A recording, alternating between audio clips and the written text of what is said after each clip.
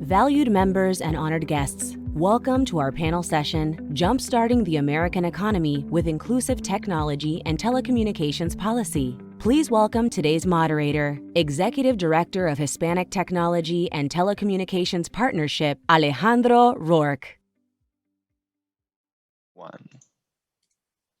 Hello, and welcome back to the United States Hispanic Chamber of Commerce's first virtual legislative summit. My name is Alejandro Rourke, and I'm the Executive Director of Hispanic Technology and Telecommunications Partnership. HTTP is a CEO roundtable of national Latino organizations, including our friends at the US HCC, who work in partnership to ensure that the Latino perspective is represented and that our unique needs are centered in our public debate on tech and telecommunications policy. Before we begin today, I want to invite anyone who is tuning in to join the conversation on Twitter using the hashtag USHCC Legislative. I will be checking in throughout our conversation today and have set some time aside towards the end of the conversation today to answer some of your questions. And I think this platform even allows for video messages, so please send us your thoughts. We would love to hear from you. In the wake of COVID-19, digital connectivity has served as a connective tissue, which has made it possible for us to stay healthy and stay connected to our friends and family and earn a living or learn new skills within the safety of our homes. Specifically, access to broadband is what has helped many businesses survive the economic shock of the global health crisis. Today, small and mid-sized businesses employ almost 50% of the American workforce, and specifically, the Latino community is opening more businesses than anyone else in the US. In fact, a recent study from Stanford University found that Latino-owned businesses contribute over $500 billion to the economy in annual sales, making them an undeniable economic force across the United States. Yet, as we have all witnessed, Latino firms are more financially fragile and have been deeply affected by the compounding effects of the health and economic crisis. Firms that have been able to survive did so because of their ability to transform, modernize, and embrace digital innovation as a way to either reduce their overhead, expand their customer base, or become even more efficient and productive. Today, we are honored to be joined by a panel of civic leaders and industry experts, including Brent Wilkes, Vice President for Hispanic Federation, Joanna Diaz-Saffer, Government and External Affairs for T-Mobile, Celeste Carrasco, Director of External and Public Affairs for AT&T, and Jackie Puente, Executive Director of External Affairs at Comcast. Together, we will explore the important role that technology and telecommunications policy plays in expanding digital opportunity, and with it, the potential for a more inclusive and sustainable economic recovery. Thank you also to our friends at the USHCC for featuring this important topic of discussion as a part of today's event. So Brent, I wanted to start with you because as we have seen in the news, the Latino community has been one of the hardest hit by COVID-19, both in diagnosis, in deaths, and in economic losses. Organizations like Hispanic Federation and USHCC have been on the front lines providing direct support services and attempting to fill the gaps where federal aid has failed, specifically when it comes to immigrant communities.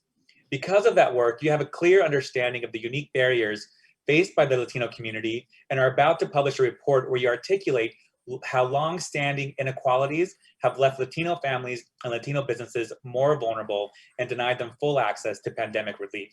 Do you mind providing a little bit of grounding for our conversation and context today by giving us a preview of some of your findings?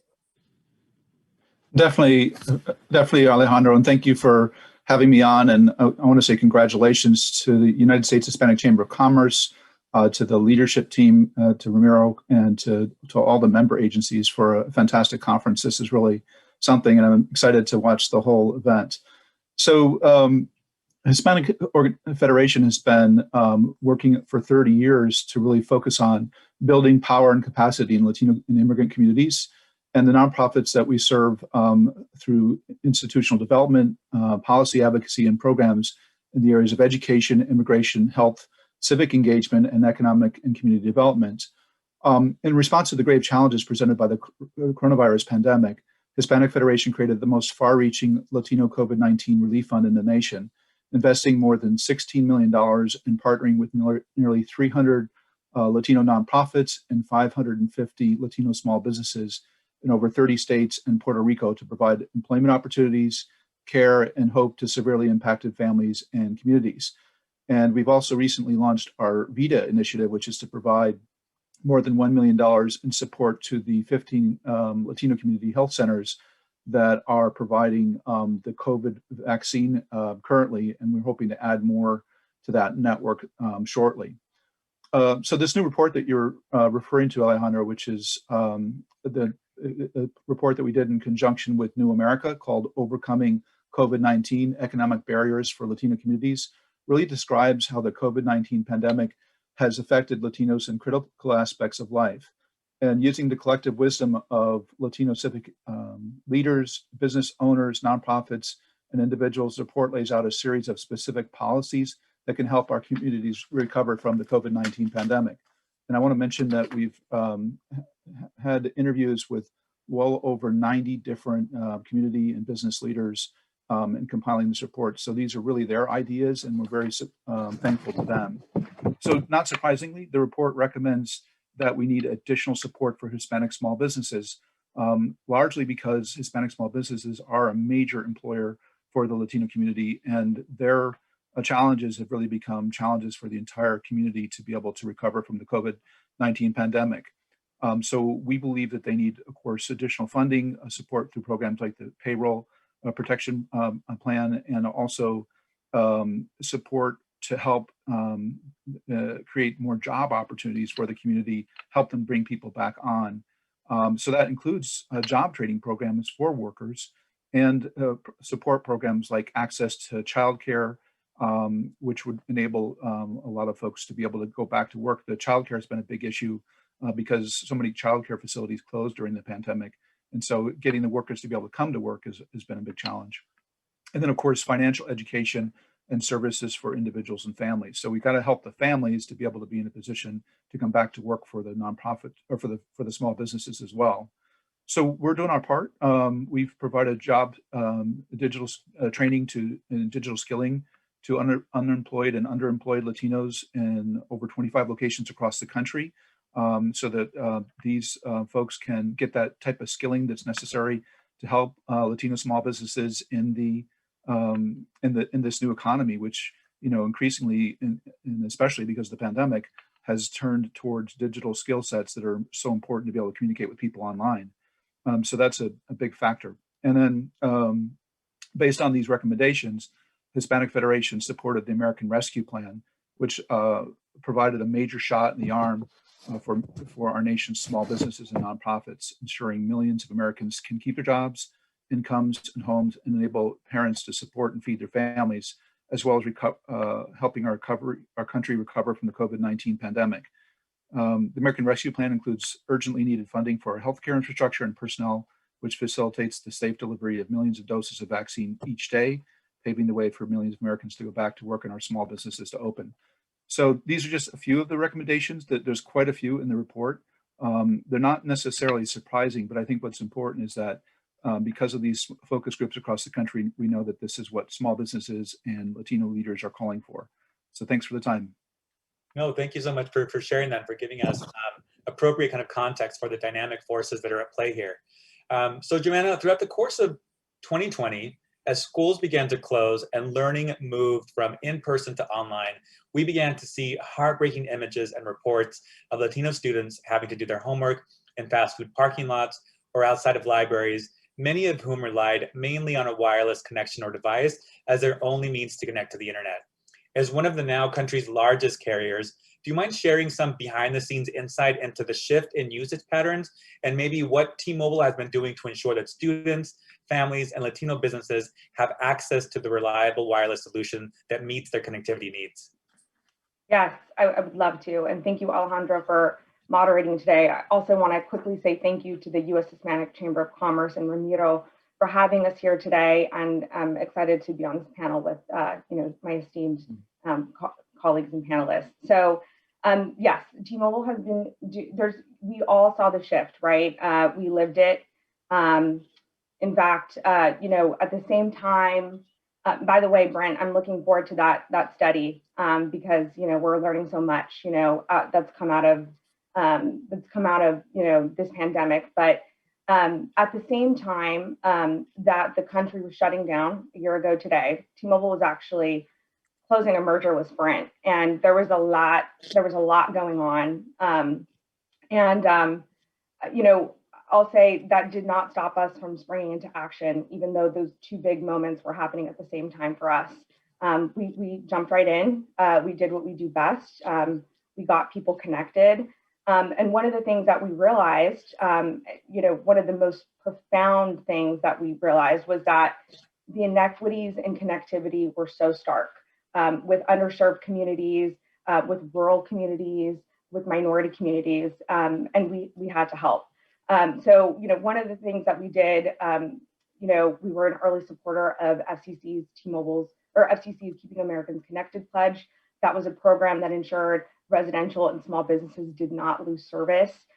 We also had a ton of plans, right? We had these 5G for Good plans that we promised that we were going to launch post-merger, except this time we accelerated them, right? Because we were like, we were doing everything we could to help our customers at that time. And so part of that 5G for Good, there were 3 programs. One of them was T-Mobile Connect. It's our lowest price plan that we've ever had. And we launched it early in March 2020 to help people get and stay connected. So the most vulnerable among us, could be connected during this time. At the same time, we also launched Connecting Heroes, which is our 10-year commitment to providing free service and 5G access for first responder agencies, and also Project 10 Million. And that really gets to the heart of what you're talking about, Alejandro, with the schools and the children. Project 10 Million is my personal favorite program that we are doing right now. It's T-Mobile's $10.7 billion with a B, $10.7 billion commitment to ensure that 10 million underserved students and their families get access to free internet through wireless hotspots and access to tablets and laptops, right? So they're not doing their homework in the parking lots. They can stay afloat with school. This was something that we planned before the pandemic was even a concept in our brains. And we really accelerated, right, to help kind of bridge that gap. And, for years, our brand has been focused on, challenging that status quo. That service to the underserved community has been in our DNA. And it's also, we do that because we realize that when people get connected, they realize their greatest potential. And that's with students and that's with businesses, right? And so another great thing that came out of the merger, and we're about, like I said, at a 1-year mark this week, actually, which is crazy. We launched our Equity in Action Plan. And that was where, we promised to really invest in policy-focused, minority-led organizations that were in turn going to help us invest our resources to communities and businesses. We've committed over $30 million to diversity initiatives, including support for things like tech entrepreneurship, bridging the gap in digital literacy, job training, resources for businesses during this pandemic. And so we've really gotten to work on that. But we prioritize diversity at all levels of the company, and that includes with suppliers. Supplier diversity is actually at the core of what we do in our equity and action work. And in 2020, we actually spent $77.4 million with Hispanic suppliers and over $2.9 billion overall. And we know that we're intent on growing that and making sure that we have a robust supply chain so that we're reflecting the diversity and the values of our company. We're strengthening those relationships with our customers, and we're also serving making sure that the communities that we serve are being economically developed, right? They're not falling behind. So we do have a supplier diversity team. They make sure they go to events like these and they make sure that our procurement team has access to suppliers, from anywhere from legal to marketing to, tower construction to facility services. They, reach out to those, suppliers and they connect them with our procurement team. Actually, if you're sticking around for the matchmaking session, please see Stacy and Joyce from our team. They're our supplier diversity team. They're fantastic. They're actually here to help with questions and help people with the process. We also recently launched Magenta Edge, which is a free online resource for small businesses. It was created as a response to the pandemic. It's a catalog of online learning for entrepreneurs to kind of manage the ups and downs of owning a business. I also want to quickly plug, last year we launched our Taking Care of Business podcast, which is led by our Executive Vice President of T-Mobile for Business, Mike Katz. He sits down with trailblazers from large businesses to small businesses to really talk about bringing innovation to their companies, and which obviously helps them succeed. But I really think the most important thing, and those things are all incredible and we're so proud of them, but I think that the most important thing that T-Mobile is doing right now is accelerating the launch of 5G, because the sooner that this country and our consumers get to realize the benefits, the true benefits of 5G, the faster we're going to recover and the more we're going to be able to do it. We're going to just completely thrive. So I look forward to talking more about 5G later, but thank you for letting me share that. Yeah, of course. Lots of great resources I heard. So I'm going to go check out the website because I feel like I want to start a business. I want to get plugged in. And it sounds like there's a lot of great resources available. So Jackie, I'd love to kind of turn it over to you because as Joanna kind of shared, the wireless networks kind of shared how they fared during this influx of increased activity. And similarly, our broadband infrastructure has also been pressure tested and saw a significant increase in traffic as we all transition core aspects of our lives online. So how did our kind of broadband infrastructure hold up compared to other parts of the world? And how is Comcast working to ensure that Latino families and businesses have the digital tools they need to participate and benefit from our 21st century digital economy? Well, first, thank you, Alejandro, and it's wonderful to have you here.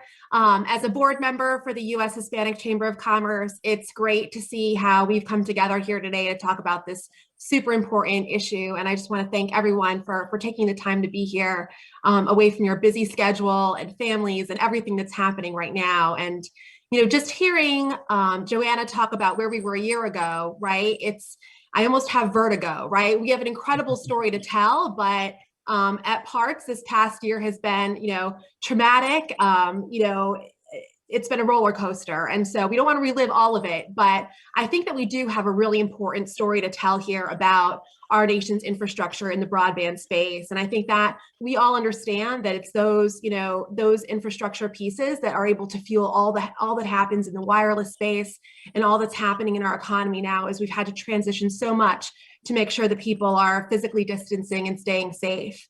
And I think you hit the nail on the head, right? We look at other infrastructure in the last couple of months that a snowstorm hasn't fared so well, right? But yet you look at the spike of, and I'm gonna use my hands with this weird background, but you look at the spike in use of the internet over the last 12 months, and it's incredible to see how we have gone from watching a Netflix movie or ordering dinner to doing everything online. And it's not just one person, but it's everybody in every household in our country. And so I think that the fact that we've been able to transition, not painlessly, but we've been able to have so many people continue to do work, continue to do distance learning has been a real credit to the companies that are here and to many of the suppliers that are members of this chamber, right, that build out those networks and are so critical to the overall ecosystem that we're a part of. And I think it's easy to think of a Comcast or an AT&T or a Verizon as being kind of the name, the brand that's a part of this, but really it's a super elaborate ecosystem of engineering and so much that goes into developing these networks. And right now, we're so fortunate to live in a country where we've had really robust investment in this, and it's billions and billions and billions of dollars. It's not some coincidence or some good luck that everything has held up. And so, these companies came together, and Joanna pointed out rightfully so, that right as the pandemic hit, rubber hit the road, and we were all able to step in and make a pledge at the FCC to make sure Americans would remain connected, regardless of the economic turmoil and social turmoil that followed. And that was a part of making sure that people would not be disconnected because of their ability to pay. And for most of us, that was opening up Wi-Fi hotspots and making sure that there was community broadband available for people that were in transition and figuring out what they were going to do for work work or how they were going to keep their family safe. And at Comcast, we have our Internet Essentials program, which is now 10 years old. And we took that as an opportunity to really double down and offer free internet service to new customers and to get people signed up so they could see how, yes, you can have a mobile device and do so much, but when it comes to your child's learning, when it comes to applying for new jobs, when it comes to managing your healthcare, you really need to have an at-home connection. And so, we expanded our Internet Essentials program, and now as we're celebrating 10 years, we've doubled down again. And last week, we announced a $1 billion commitment to expand Internet Essentials for the next 10 years. And I think that's the kind of work. And sometimes I think we're talking about this to small businesses or to the business community, and they say, that's great, well, what about us? And I think it's so important to realize that these are your customers, right? That if you have a great idea and you see how the market is evolving and you want to put your product or your service online, we need to make sure that all communities have access to those products and services, and all of them can be online to participate in that economy. And so that's been a huge effort for us. And we've really doubled down, making sure that there's more hardware available, partnering with groups like Hispanic Federation, with the U.S. Hispanic Chamber of Commerce, to make sure that there's digital skills and digital literacy training, to make sure that digital equity can be a reality in our country. And I'll just say that, we're talking about all of this right now through a very focused lens of technology and digital equity here. But I think that the USHCC has been a tremendous partner to so many of us in this last year as there's been more happening in our country, right? And we've seen so much in terms of social justice and the need to make sure that when our economy comes back, it's more equitable for everyone, right? That we put the structural pieces in place to make sure that this is something where all businesses have the opportunity to thrive, where people can create businesses and not be worried that their census tract or their ethnicity will predetermine their success in the market. And so one of the wonderful things that we've been doing at Comcast and in partnership with USHCC is another $100 million commitment to diversity, equity, inclusion. And that includes so many programs and so many initiatives that will also be able to fold under that and help support the businesses and the chambers that are members of this organization. And I'll just highlight a few of them. One is Comcast Rise, which is a program to help entrepreneurs get access to the resources, technical assistance, advertising that they need to build up their business, especially during the pandemic. We're also working on vaccine awareness because we know that our economy is only as good as when people can get back to work, and as soon as we have as many people vaccinated as possible. And working through NBC Universal and Telemundo, we have Plan Your Vaccine, or Planifica Tu Vacuna, which is a campaign to help get people vaccinated, to give them the information of where there are vaccines available in their communities. And then again, as I said, doubling down on Internet Essentials, which has been my job for 9 years and probably will be my job for the next forever, I hope, because it's just so important. And I appreciate the opportunity to talk about this with everyone here today. No, I appreciate that. Again, so much going on. And I think that we really saw a Comcast, especially through their Internet Essentials program, really step up for multicultural communities across the country. So thank you for that, and thank you for your leadership. Celeste, similarly, AT&T has also taken on a key leadership role, working to ensure that Latino businesses and families are able to weather this difficult storm. Your 360 approach includes investment coupled with business resources and advocacy to help catalyze systemic change. Do you mind sharing a little bit more about AT&T's commitment to the Latino community and Latino businesses? Hi, Alejandro. It's a pleasure to be here. I want to just take a moment, thank Ramiro, his team, for all the great work that they are currently doing. Congratulations on putting this together. I know it's not easy, but thank you for inviting me. It's a great lineup, and I get to share the stage with these amazing folks. So I have to echo everything that has been said.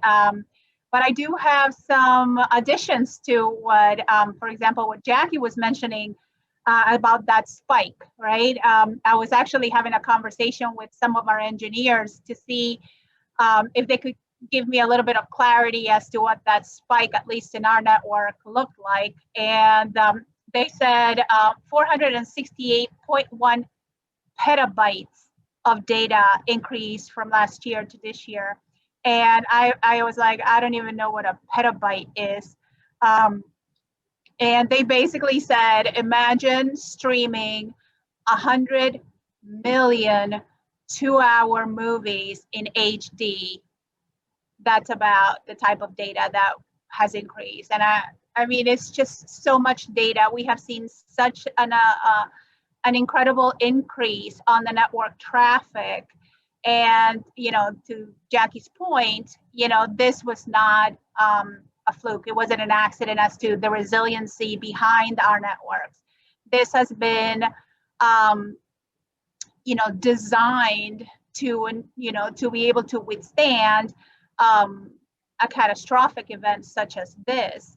But also natural growth, right? Natural demand from our customers, natural demand from the businesses that we support as businesses create new technologies and, you know, their customer base has an increased demand on the network. We got to be able to quickly pivot to support that demand. And, you know, it's unfortunate that we had to kind of stress test our networks in this situation. But we're grateful that the networks were in place in order to be able to support the demand that was needed. And, you know, in our particular case, we support FirstNet. And that's basically the network that supports our first responders. So, you know, to be able to have a reliable network that ensures that, you know, firefighters, police officers, first responders in general have a reliable way to communicate with each other. And also, you know, the 911 system needs to get through, and all of those things that we may not think of at the time that that a pandemic has happened. When you need those services, they're there for you.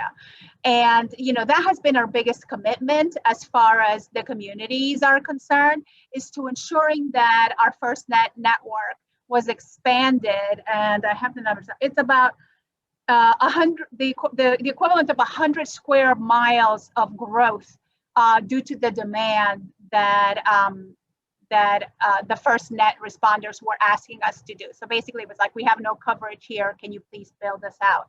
So this was an emergency, an emergency build out, but we accomplished those things and we were able to comply with those demands and ensure that these communities remain connected.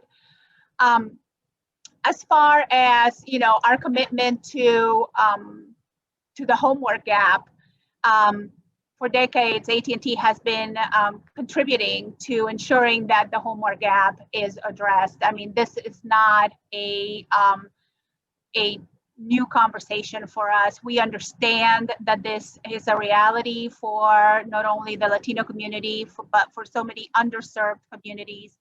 And what has happened is that, you know, the current pandemic just made these issues that were existing far worse and disproportionately affected our communities, the rural communities, fall into this, you know, I would rename it an abyss now because it's not even a gap. And, you know, it's important to continue to invest. And this isn't something that we can do alone, right? I mean, you know, Jackie's mentioning the great work that Comcast is doing, and Johanna, you know, with T-Mobile is doing great work. And there's so many other companies that are doing all of this amazing work to try to bridge these connectivity gaps that, you know, not only our community is suffering, but other communities are suffering as well. And, you know, we have to work together. And, you know, this is where we also call on the government to help us, you know, help these communities, right? It's like, we are here and we're here to help. And we have been here to try to build out all these networks. But we can't do it alone, right? There's only so much that we can do. So it's important to understand that there's got to be a partnership across government, not only federal government, but also at the local level, to ensure that as we continue to build out, that we all work together towards a common goal. And just more specific, you know, when it comes to the COVID pandemic and the homework gap, you know, AT&T has made contributions to Connected Nation to ensure that we provide Wi-Fi hotspots. Again, these are, you know, temporary measures, right? What we want to do is we want to make sure that we're actually building out to these communities. We've also donated money to Distance Learning and Family Connections Fund to aid distance learning and keeping families connected. And most recently, we gave money to economic opportunity initiatives in Black and other underserved communities, including the support for organizations such as Year Up. We all know Year Up, First Scholar, Youth Build, and Jobs for America's Graduates. So all of these things are creating a solution for some of our communities, but I think we also need to look at a long-term solution for our, you know, for the needs that these communities are currently experiencing.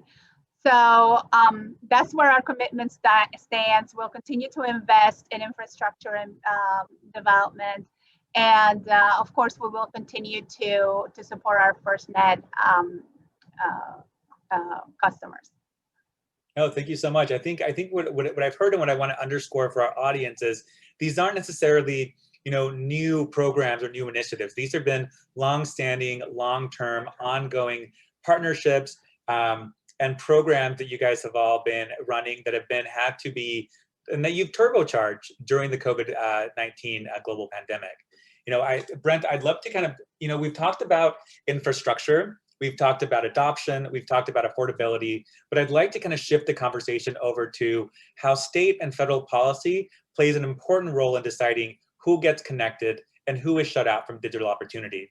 As the board chair of HCTP, you and I kind of have an ongoing dialogue about what types of policies are most effective at ensuring that the Latino community are both full participants and full beneficiaries of our digital economy. So I'd love to kind of hear, you know, from your personal opinion, what are some of the core policy priorities that we as Latinos should be tuned into and that will help us shape not only our present, but our shared future?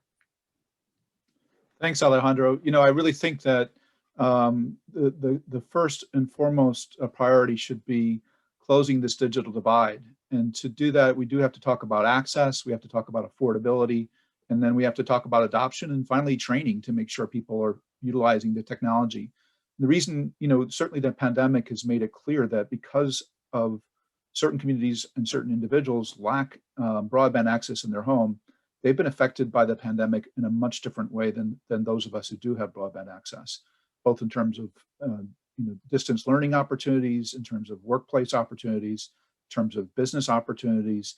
And so the thing that we've been talking about for a long time, because we knew it was important, has come into stark relief because of the pandemic, because now we really see how hard it can be for people who don't have that broadband connection in the home. So first and foremost, that's the top priority. Now, I'm glad to say that during the CARES Act, there was funding for an emergency broadband benefit, and that has provided an opportunity. It's not quite available yet, but it's going to be, like I hear from the FCC, in just a few days, perhaps, we will have the opportunity for folks to apply for that benefit. And that's a $50 a month benefit for folks to be able to afford a broadband connection to their home. So we're really excited about helping the FCC roll that out. I know that our partners here are all working on that too. So thank you so much for your work on this front. And I think it's great. I think that's exactly what was needed. Wish it had come a little sooner. It's tough to get the gears of government rolling along here, but I'm glad that they've been able to do it now.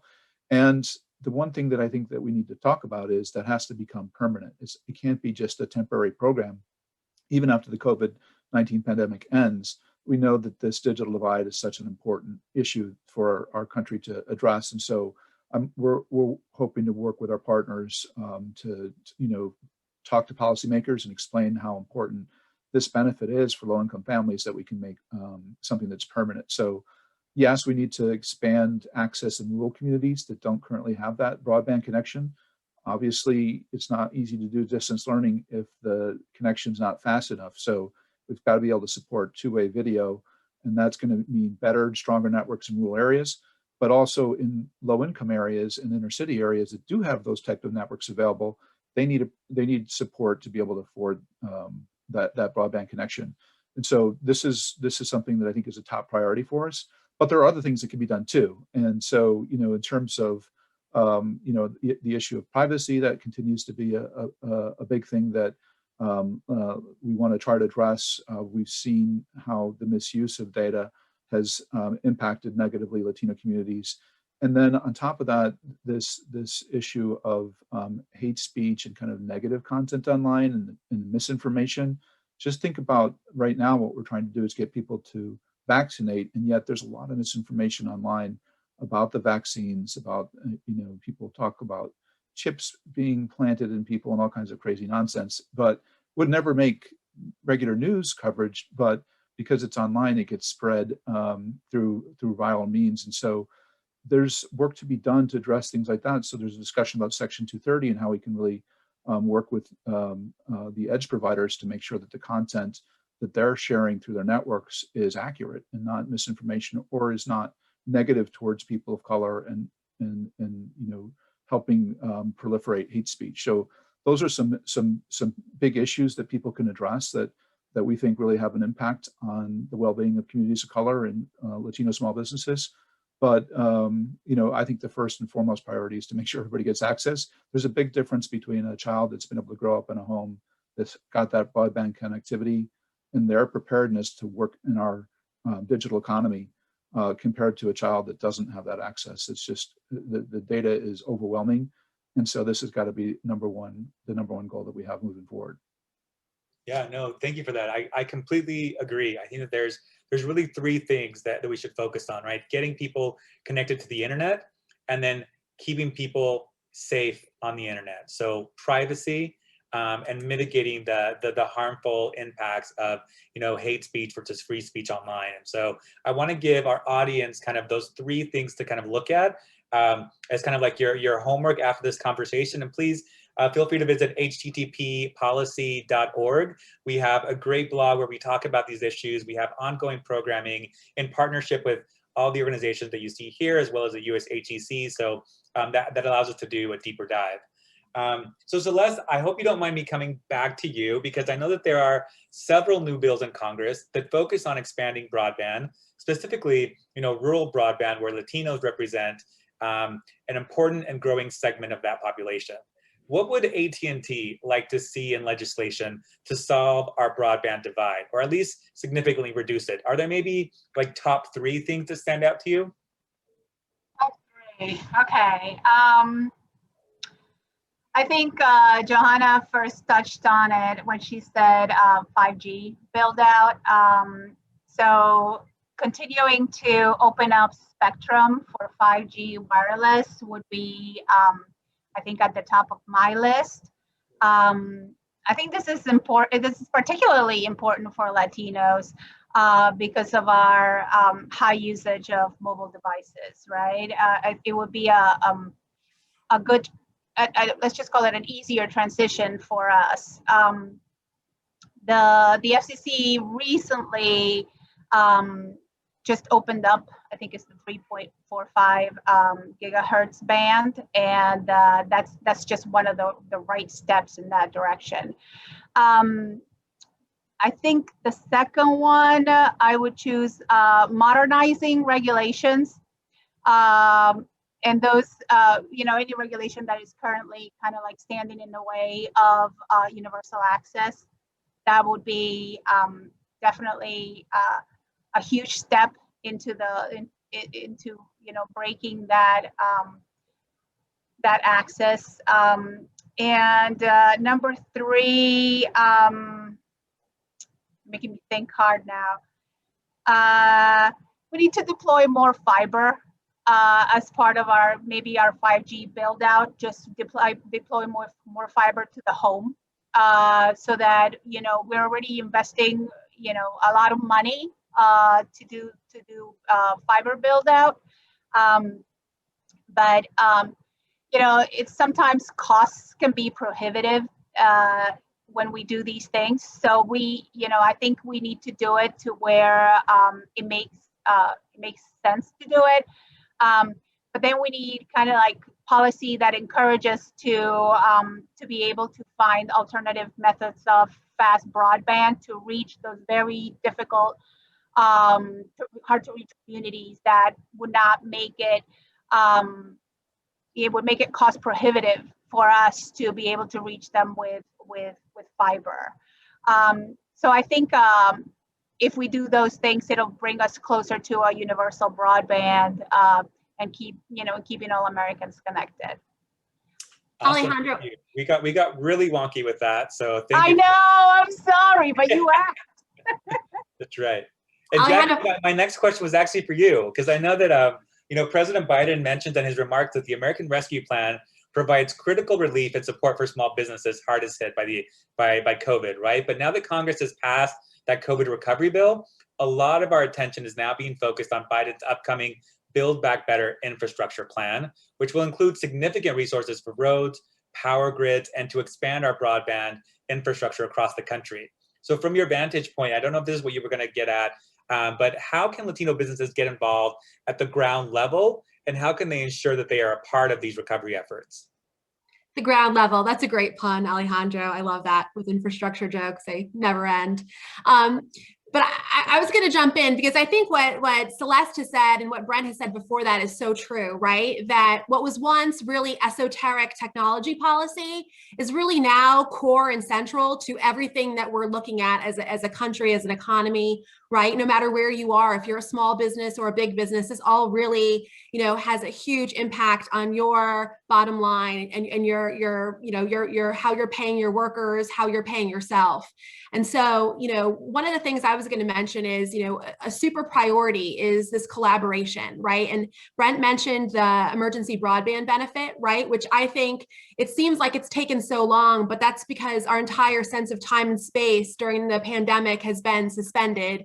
But really in record time, right? The FCC was able to put together a rulemaking proceeding and bring together, voices of community like the Hispanic Chamber, like Hispanic Federation, like HTTP to weigh in on these issues and really find a workable solution that would be workable for undocumented families, mixed status families, small businesses, and no matter where you were in the country, you'd be able to receive this benefit. And, now you see this, what I call strange bedfellows, right? Group of different interests coming together to figure out how this can become, something that we take to the next step to make a permanent broadband benefit for people, so that they can start businesses at home, so that they can start a business while their children are practicing recorder in their home, right? Whatever is happening during the day in our new strange world. And, we think about this often from a consumer perspective or from, the Main Street perspective, but I'm reminded of something that one of my mentors, Henry Cisneros, said to a small group of us, right? That when we're talking about building out this infrastructure, it's hard to think of it as just, AT&T calling in the bulldozers or T-Mobile putting up a tower or Comcast, laying coax in your neighborhood. But I think really it's about the businesses that are members of the chamber and the local and regional chambers of commerce, right? That have the workers who are going to do this when we're talking about getting people back to work. I mean, construction, engineering, technology, that is this community's jam, right? And I think that we need to figure out how we can, support policies and support, the fine print here to make sure that everyone can participate in this system, and that the enemy can't be the perfect, the perfect can't be the enemy of the good here, but we can put together, the framework for this, that we can get more people to work, we can increase investment, right? And we can see how large and small business benefit together as we rebuild this, part of our economy and get people back to work. Yeah, no, thank you for that. So I feel like we mentioned 5G a couple of times. So Joanna, I want to go back to you because I think core to bridging our digital opportunity divide is having diverse options for people to connect. So among the newest option that's set to transform the way that we engage with the world around us and each other is 5G. And with it, a lot of new attention about how it will power innovation across a broad range of industries, including healthcare, transportation, manufacturing, augmented reality, basically every way that we experience the world. So in fact, according to a Boston Consulting Group, the 5G economy is set to generate 4.5 million new jobs that we don't yet have today, and add an estimated $1.5 trillion to the American economy, and with it, new procurement opportunities for Hispanic businesses. So how is T-Mobile working to make the wireless infrastructure of the future available today to consumers across the country? And what types of opportunities do you see that making available for Latino businesses? Yeah, no, you're right. And those studies are, I'm so glad you brought those studies up.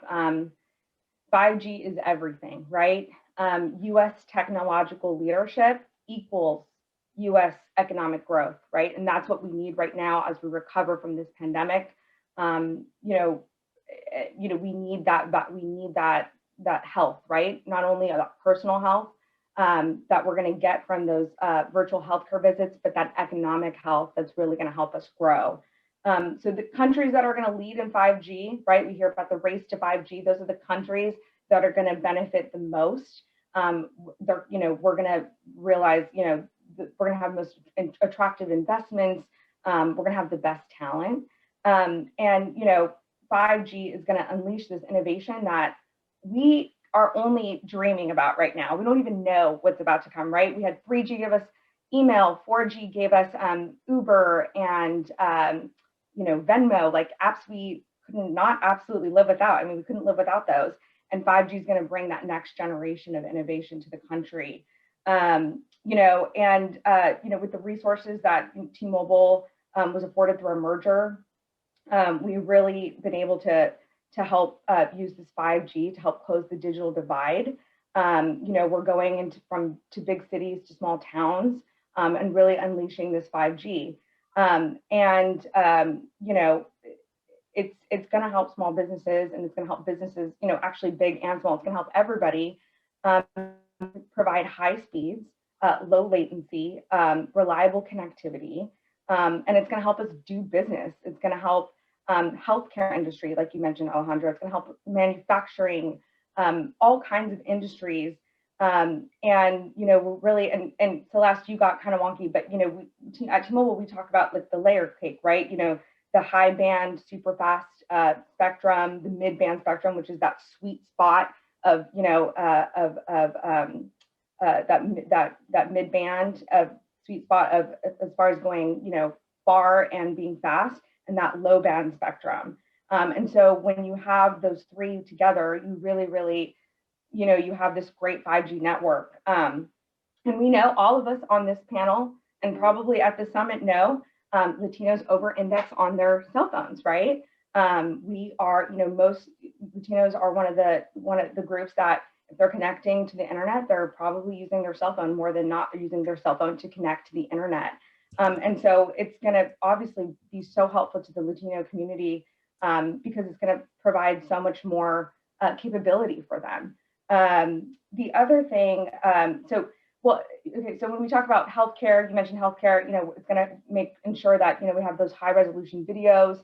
Manufacturing is going to help with artificial intelligence, data collection, but also agriculture. One of the things that bothers me about the way that we talk about 5G is it's kind of like pie. It sounds like pie in the sky. It sounds like very like Jetsons and, self-driving cars and just like super futuristic. But 5G is already here. It's happening. It's not the future. It's now. And it's incredibly practical. We are already working with farmers in Washington State and bringing 5G to these farms, these strawberry farms and apple orchards, to help them measure, the weather, so that they are being more efficient with their resources and they're doing more with less. 5G is incredibly practical. It's not some thing that Elon Musk is going to use to build his new toy. It's things that are going to help us with food resiliency and help farmers stay alive. It's incredibly real life, and it's here today. It's just so important, as we talk about how great 5G is, because it is, that we have the support, right, from policymakers and from the government to support that innovation. Because when they help foster that innovation, that growth, we're going to win. We're going to win as a country. Other countries are investing billions of dollars in this race to 5G because everyone wants to get there first and they want to get there the best, right? And so it's going to be really important and crucial that we have the support of our policymakers to continue to grow and continue to win that race to 5G, right? And ultimately to win. So it's really, really important And it's going to be so exciting. I'm sure in like a few years, we're going to be talking about like 10G and we're going to be reminiscing on 5G. But right now, this is the new hot thing. And, obviously, we're all excited. So Joanna, I really appreciate that. I want to acknowledge for our audience that we have covered a lot of terrain really, really quickly. And we have about 15 minutes left. So I'd love to take some time to answer some of the questions submitted by USHEC members. And we actually have a few video questions that have come in. So why don't we go ahead and take a look at the first one. Hi, my name is Claudia Mirza, and I am the CEO of Accorbi. The digital divide is not only inside the United States, but we are also experiencing a divide in respect to the world. The need is not only about connectivity, but we are also experiencing a decline in innovation. If you were in front of our policymakers today, what would your elevator pitch be in order to address this issue? Yeah, so Brent, do you want to kick us off? It sounds like, beyond the policies that we have all mentioned today, what more can policymakers or regulators do to kind of help bridge that gap? Well, I think one of the key issues here on innovation is we need to make sure that Latino small businesses and entrepreneurs are not just consumers of content from the internet, that they're the creators of content, makers. And we know the Hispanic small businesses are amongst the hardest working businesses in the country. They've been that way. They've been the growth of our economy for so long. But to compete in this new economy and to be able to be successful going forward, they really have to be the most innovative as well. And so we certainly think that policymakers should be looking at this, certainly as part of the stimulus funds and part of the economic recovery and the infrastructure building. There should be funds dedicated to really stimulating creativity and support for Hispanic small businesses and entrepreneurs to be innovators. But on top of that, I think we have to start taking an honest look at how the internet's developed. When I first heard about the internet, which was, believe it or not, I'm that old, I heard about it. It was supposed to be this democratizing force where anybody can participate, anybody can make content. We're all playing on the same level playing field. But what we've turned out to see now is that there's some very large companies which have come to dominate the internet. And it hasn't created a lot of space for Hispanic entrepreneurs and Hispanic small businesses to be successful. So government has to take a look at this and figure out, how do we change this layout of the internet so that it is more competitive and it does spur innovation on a lot more companies and entrepreneurs than what we currently have going now. So I think that's a tough question to answer, exactly what to do that. But there are certainly ongoing discussions in Congress about, how are we going to deal with the fact that the internet isn't quite as open as we'd hoped it was. 100%. I think that my personal goal as in HTTP is to kind of build a future where we have, the next founder of Google be a Latino or a Latina. That really is pie in the sky. All right, so I think we have another video message. Sorry, Jackie. I was just going to jump in quickly and say, I think that Claudia, I understand her sentiment there, but when I look at what's happening at the Stanford Innovation Program, the entrepreneurship program there that Victor Arias talked about this morning, and when I look at, the incredible businesses that are members of this organization, and I talk to regional, local chambers, I think there is so much innovation. And I think really this should be a call for people watching this program, people who have logged on to be a part of the conference here today, to really get involved. And I think there is so much to hear directly from them as they're launching new products and services to be a part of this policy discussion, because it's not just about getting your business online anymore. It's about finding markets and finding the investment. And I think that's a really important, the access to capital piece here is critical. And so much work is being done now at the chamber to make sure that, banks are at the table. You have all these new, instruments coming out of SBA and from the Department of Commerce. And I think we can help connect people and get their businesses to scale. Thank you for that. Okay, so it looks like we have another video message coming in. So let's take a look. My name is Yuri Kunza. I am president and CEO of the Nashville Area Hispanic Chamber of Commerce, the oldest, longest running Hispanic business association in Tennessee. I'm also proud to serve on the board of directors of the United States Hispanic Chamber of Commerce, joining efforts to actively promote the economic growth, development, and interests of more than 4.7 million Hispanic-owned businesses that combined contribute $700 billion to the American economy every year. My question for the panel is that the pandemic has made the digital divide even wider, with the small businesses struggling to adjust their business and create delivery or online models. What are the resources the small business owners should know about?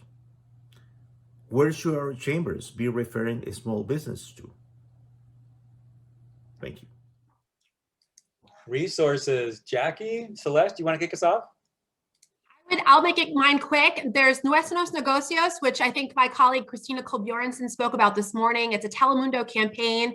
It's a bilingual resource database available for anybody who's starting a business or looking to make changes to their business. And then I'll put a plug in here for Comcast Rise, which has been a program we started last summer. And it's for entrepreneurs to get the technical assistance they need. It's sort of that virtual accelerator that people are looking for right now. And we'll make sure that those both those links are available in the chat.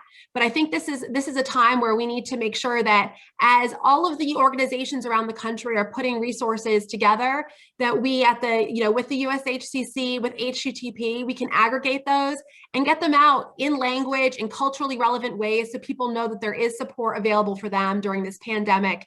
And as we're looking to do, not just bounce, people say not just bouncing back, but bouncing forward. Love that. Joanna or Celeste, want to add anything to that, or should we go to the third message? Can I just quickly plug one more time, Magenta Edge? It's a free online resource for small businesses, especially during this pandemic. You can hear from businesses all across the country on how they've really weathered this and what they're doing to stay alive and thrive. And then also we have our supplier diversity page. And then if you're here at this conference, we are going to be at the matchmaking session. And then also that podcast, Taking Care of Business. It's really great. It's really great content. Really recommend that. So I'll pass it to you, Celeste. And from our end, the supplier diversity website that we have tons of resources. And I believe one of the best things that we have offered our AT&T business customers is called AT&T Office at Hand, which basically shows small businesses how to transition to an online environment. And that could be like, how do you support your customers? How do you do teleconferencing? Basically, it's like, how do you pivot during this pandemic? But I would strongly highlight the supply diversity website, because that's really where we have put all of our focus, because there's, it's also having these contracts continue to thrive during the pandemic is very important to us. Absolutely. So it looks like we have time for one more video message. Let's check it out. Hi, I'm Melanie Marie Boyer, the director of the Pittsburgh Metropolitan Area Hispanic Chamber of Commerce. Access to high-speed broadband should be a right and not an expense. What can the average person watching now or community member do to help those in need in this area and spread awareness of this cause? I mean, I don't know Melanie, but based on that video, I want to be your friend right now. She seems like a really good person. So, I mean, I would actually kind of kick this back to Brent or Jackie or Celeste. It really just sounds like top of our agenda right now is making sure that our community understands the emergency broadband benefit and how, we can really tackle the affordability piece and make sure that people get online. So I don't know, Brent, if you want to chat a little bit more about that. Yeah, that's absolutely right. The emergency broadband benefit is important, but it's also first come, first serve, which means that if we don't educate our community about the opportunity and make sure that they jump on it and get it before other communities do, the funds can get used up, and then that's that. So it's really important that we educate our folks, get the word out, and make sure that they sign up for it. And then I think the second big thing, of course, as we talked about this, is how do you make that benefit permanent, make it more like an entitlement. That's something that people will have, far into the future, because that's what's really necessary to really help create that level playing field that folks are looking for. So those two things, I think, are probably the biggest things we can do. Awesome, thank you. And so I think we have maybe time for maybe a 1-minute closing remarks from each panelist. Jackie, back to you. I just want to say thank you. And, this has been a really important panel. I think to hear just kind of a status update on what everyone has been working on, since the last time we were able to convene, but really to see how much has changed and how so many of these policy issues that were kind of, sequestered off into the corner have really become, front and center and top of mind for so many Americans and for so many business leaders that are part of this chamber. And I would just like to make one shout out as chair of the Government Affairs Committee for the policy platform. So, the USHCC put together a beautiful policy platform. It's a living document that highlights many of these issues and provides a lot of resources. I know that HTTP had a part in it, making sure that people understand the privacy arguments, some of the regulation and taxation arguments that are in there. But it's a great resource and would hope that everyone takes some time to take a look at it, especially as we're continuing our advocacy in the days and months ahead. Thank you. Yeah, Joanna Celeste, closing remarks? Yeah, I guess I want to echo what Brent was just saying about the urgency of the EBB, when it comes to our community. Right now, I believe the number is $3.2 billion has been allocated for this. And when you do the math as to the need versus the, I guess I'm a numbers girl, huh? In short, we will run out of money in around 6 months. So there's a strong urgency around figuring out how do we expand this beyond these 6 months. So, getting educated as to how we can be involved as a community in ensuring that this becomes a permanent pot of money for those that need it most, versus just a temporary. Even though I'm never going to turn away, a temporary solution that can eventually become permanent. But this isn't something that we're looking at years of funding that has been put on the table. It will be exhausted rather quickly. I think a lot of communities are going to jump on it. And to Brent's point, we need to be part of those communities that take advantage of this benefit. So with that, thank you, Alejandro, for having me. Wonderful. And just really quickly, adding more onto that, there are a couple bills on the Hill right now that are helping expand funding for the emergency broadband benefit program. So since this is a LEDGE conference, I did want to call attention to that. And nearly 40% of Latinos lack broadband access. So clearly, T-Mobile, and I know all of my colleagues here on the panel are going to continue to make sure that we're bridging that gap. And it was just so great to be here with you guys today. So thank you for letting us share.